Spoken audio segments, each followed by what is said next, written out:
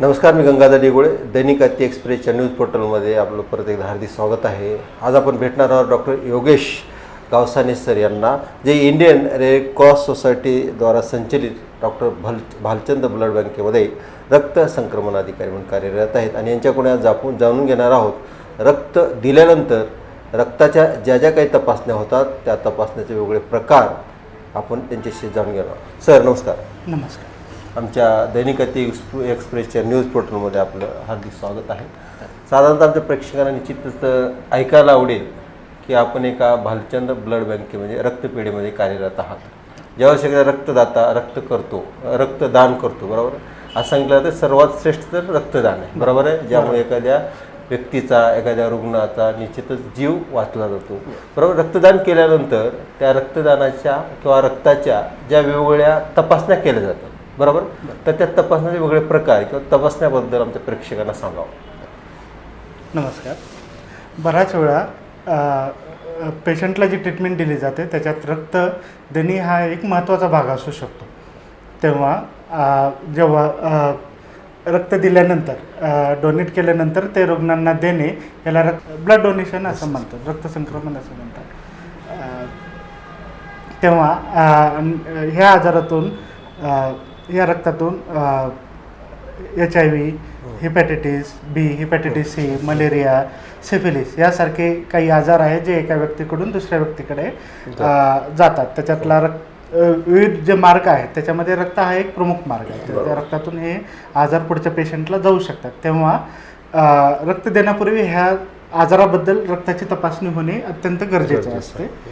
सध्या जे कायद्याने बंधनकारक आहे ब्लड बँकेमध्ये ज्या टेस्टिंग होतात ह्या आजाराबद्दल, त्याच्यामध्ये हे एलायझा नावाची टेस्टिंग आहे.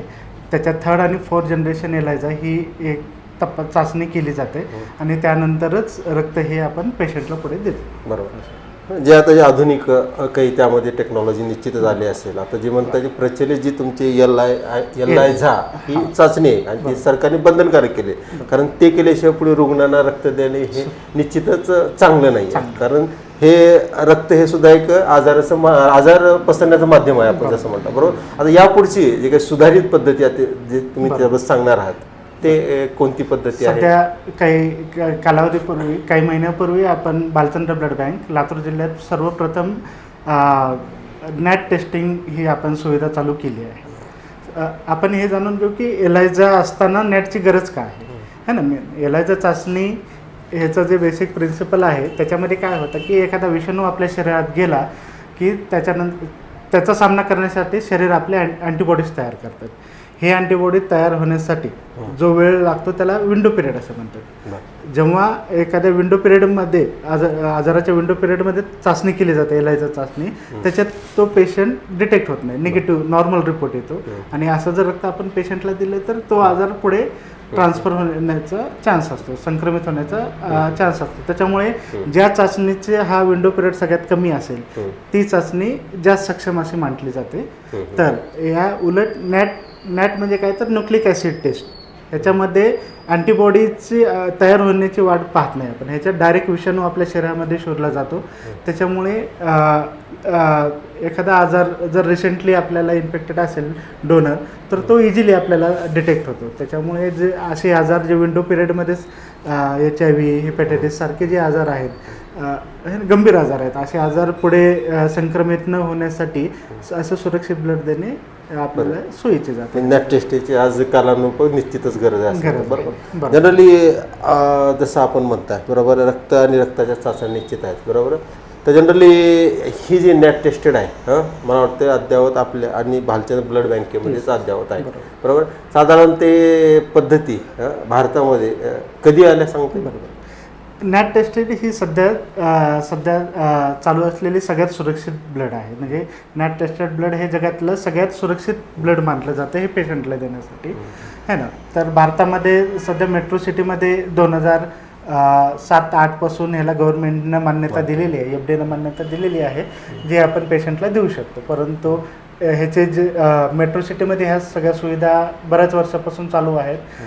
इवन आपले आजूबाजूचे जे जिल्हे आहेत जसं संभाजीनगर आहे, सोलापूर आहे, पुणे आहे, इथे पण ही सुविधा पेशंटसाठी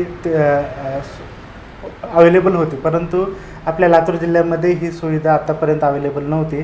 तेव्हा रेड क्रॉस हा नेहमीच अशा अत्याधुनिक सुविधा पेशंटसाठी आणण्याचा मानस ठेवतो. त्याच्यामुळे ही तपासणी आता आपण पण भालचंद्र ब्लड बँक येथे ही चालू करण्यात आली आहे. निश्चितच आता हे नवीन तंत्रज्ञान आपण अवगत करत आहोत किंवा या ठिकाणी आणलेलं आहे निश्चितच. मग यासाठी एकदम टेक्निशियन, प्रगत टेक्निशियन म्हणा, आणि त्यासाठी यंत्रसामुग्री निश्चितच लागत असेल. त्यामुळे जे रेग्युलर जे रक्त आपण देतो तो दर आणि हा नॅक टेस्टेडचा जो दर आहे तो निश्चितच वेगवेगळा असेल. बरोबर आहे. कारण काय आहे, नॅट टेस्टेड जी मशीन आहे ज्याच्यामध्ये ही टेस्टिंग होते त्याची किंमतच 2 ते 2.5 कोटी रुपये एवढ्यापर्यंत असते. त्याच्यामुळं ते अवेलेबल होणं थोडं सोपं नाही. आणि त्याचे जे एक रिएजंट जे लागतात ही तपासणी करण्यासाठी त्याचा साधारण खर्च 1100 ते 1200 पर टेस्ट लागतो है ना. पण त्याच्यामुळे हा जो एक्स्ट्रा चार्जेस आहेत आपण त्याच्यावर लावतो, परंतु पूर्ण जे 1100-1200 रुपये लागतात जे गव्हर्नमेंटच्या GR नुसार आपण ह्या टेस्टिंगचे चार्जेस आहेत ते संपूर्ण आपण पेशंटवर भार देत नाही. भालचंद्र ब्लड बँक सामाजिक भावनेतून ह्याच्यातला ह्या रेटमध्ये काही सवलत देऊन आपण 750 रुपये, जसं याला जे टेस्टिंग आहे आपल्याकडे ते बॅग जे आपण 1100 रुपयांना पेशंटसाठी अवेलेबल करतो, तर नॅट टेस्टेड बॅग हे 1850 रुपये, 750 रुपये आपण त्यांना थोडेसे एक्स्ट्रा चार्जेस घेतो. परंतु ह्या दोन्ही बॅग आपण दोन्ही प्रकारच्या टेस्टेड बॅग आपण अवेलेबल ठेवले आहेत जेणेकरून पेशंटसाठी त्या दोन्ही बॅग अवेलेबल आहेत. बरोबर, नक्कीच. सर, आमच्या माध्यमातून आपण प्रेक्षकांना नॅक टेस्टेड रक्त वापरावं निश्चितच आपण त्यांना सांगाल. सोबत रक्तदानाचं थोडंसं महत्त्व पण त्यांना सांगा. काही गैरसमजसुद्धा आहेत. बरोबर, रक्तदान केलं रक्तात शरीराचं रक्त कमी होतं, रक्तदान केलं तर शरीराचं रक्त कमी झालं त्याला यायला वेळ लागतो, अवधी लागतो, असे काही गैरसमज आहेत. तर प्रेक्षकांना थोडंसं रक्तदानाबद्दल आणि तो नॅक टेस्टबद्दल प्रत्येक थोडंसं सांगावं. सर्वप्रथम रक्तदान हे जगातलं सर्वश्रेष्ठ दान म्हटलं जातं आणि आपल्या मानवी शरीरामध्ये साधारणतः 5 लिटर हे एवढं रक्त असतं. आणि जे आपण रक्त देतो त्यावेळी तेच फक्त 350 ते 400 ml दिलं जातं. म्हणजे ॲक्च्युअल जेवढं रक्त आहे त्याच्यातलं खूप कमी प्रमाणात आपण रक्तदान करतो आणि ते जे दिलेलं रक्त असतं ते पुढच्या विदिन 24 तासात तेवढं वॉल्यूम आपल्या शरीरात परत तयार होतं. परंतु जे पेशे आहेत ते मॅच्युअर व्हायला 3 महिने लागतात. त्याच्यामुळे रक्तदान केल्यामुळे कुठला अशक्तपणा किंवा है ना विकनेस असं काही आपल्याला जाणवतं, ही एक जी चुकीची भावना नवीन रक्तदात्यामध्ये असते ते अजिबात होत नाही. त्याचप्रमाणे रक्त दिल्यामुळे दुसरा रक्त देणाऱ्याला एक फायदा आहे की त्याच्या ह्या बेसिक काही तपासण्या जे आपण रेग्युलर करत नाही है ना, आजारी पडल्यानंतरच आपण तपासण्या कधी रक्त करतो, परंतु ह्या तपासण्या पण ह्याच्यामध्ये फ्रीमध्ये होऊन जातात. आणि जर त्याच्यात काही दोष आढळले तर ब्लड बँकेतून आपल्याला तो संपर्क पण साधला जातो की विशिष्ट आजार आहे, आपण आपल्या डॉक्टरशी ते बोलून घ्या. त्याच्यामुळे रक्तदात्यालाही त्याचा फायदा आहे. आणि एक रक्त आपण ज्यावेळी देतो त्यावेळी त्याचे रक्तघटक सेपरेट करून, जसं प्लाझ्मा असतो, प्लेटलेट असतो, PCV, अशा 3 वेगवेगळ्या पेशंटचं त्याच्यावर जीव वाचू शकतो. त्यामुळे एक पेशंट ज्यावेळी एक जण रक्तदान केल्यानंतर आपण 3 पेशंटचे जीव वाचवतो. एवढं पुण्य आपल्याला भेटतं. निश्चित. म्हणजे 2 रक्तदानाच्या मध्ये किती दिवसाचा कालावधी असतो? 3 महिन्याचा कालावधी, 90 दिवस तर कंटिन्यू लागतो. बरोबर, ठीक आहे. धन्यवाद सर.